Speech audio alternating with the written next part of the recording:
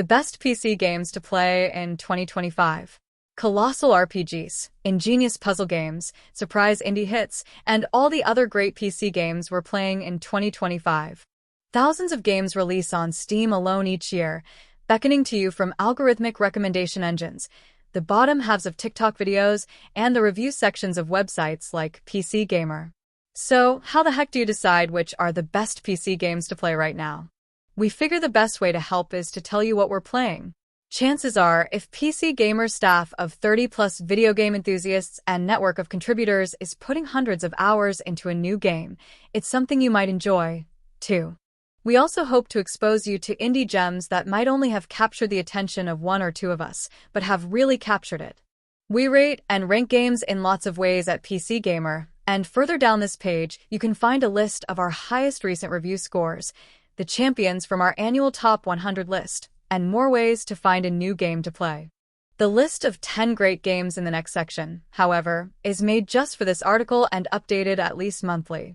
The enormously hyped sequel to 2017 Metroidvania Hollow Knight has finally dropped. Hollow Knight, Silksong is by far the most played game among PC Gamer staff right now. It's tough as nails, but worth it, Tyler Culp said in our 90% review. Silksong can be ruthless, but it's hard to pry yourself away from its haunted little world that never seems to end.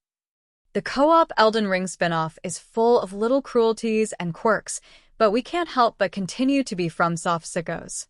Night Rain is the most aggravating, player-hostile FromSoft game I've played, but I keep staying up past 3 a.m. for one more run, Ted said.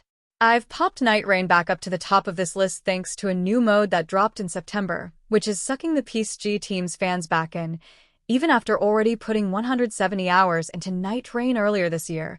Ellie has been hooked again. One of our favorite survival games ever has left early access. Abiotic Factor is more or less the co-op survival version of Half-Life, sending you and your friends deep into a Black Mesa-style research facility full of interdimensional horrors and terrible ideas for meals. Deep Field Games takes the survival framework of Valheim and Project Zomboid and fully commits to the idea of nerds with zero survival skills and male pattern baldness thwarting an interdimensional apocalyptic invasion with nothing but office equipment, PhDs, and gallons of coffee, Morgan wrote in his glowing review. Morgan isn't the only one on the PC Gamer team cooking up questionably edible lab meals with friends. We've collectively put over 100 hours into Abiotic Factor recently. This $8 co-op climbing game has been the biggest surprise hit of the year so far, next to Repo, perhaps. The goal is simple: climb the mountain at the center of the island.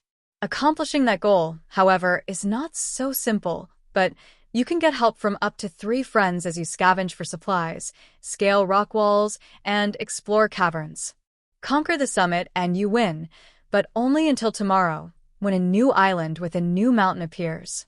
Metal Gear Solid Delta, stylized Metal Gear Solid Delta, is a full remake of the beloved Metal Gear Solid 3. Hideo Kojima's acrimonious split with Konami hangs over the game, and the new graphics arguably fail to capture some of the stylistic decisions of the original PlayStation 2 game, but in other ways it may be too faithful. Still a great game, though. A gorgeous remake of a true classic that could, and maybe should, have tried to do a tiny bit more, Rich concluded in his review. Despite some endgame problems, what MMO doesn't have, the new Dune survival game is still thrilling even dozens of hours in.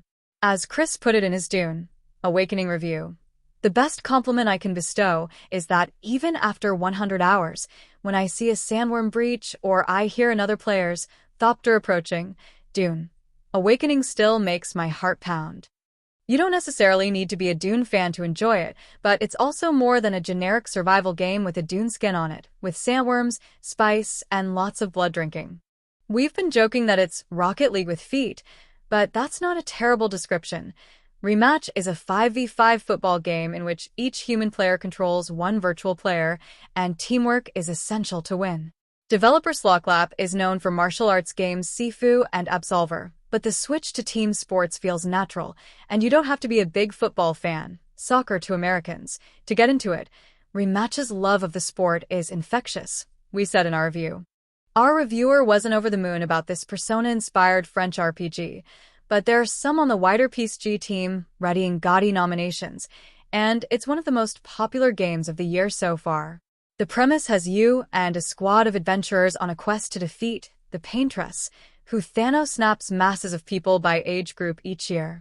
If you're normally intimidated by the size of RPGs, Clair Obscur lands in a nice middle ground.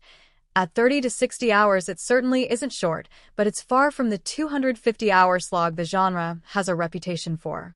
Its developer recently stepped in it with some generative AI placeholders, but that aside, this single-player sci-fi survival thriller is one of our favorite games of the year.